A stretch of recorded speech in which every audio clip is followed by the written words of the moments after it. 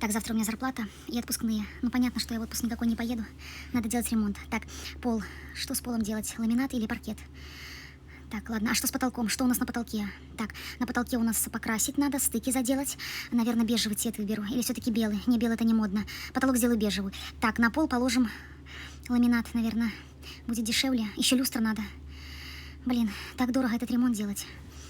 А может, ну его нахрен, этот ремонт. Куплю я себе сумку. Ну а что, сколько ты в жизни? Куплю сумку, буду ходить как нормальная леди. Никто все равно этот потолок не увидит. Пошла, куплю сумку.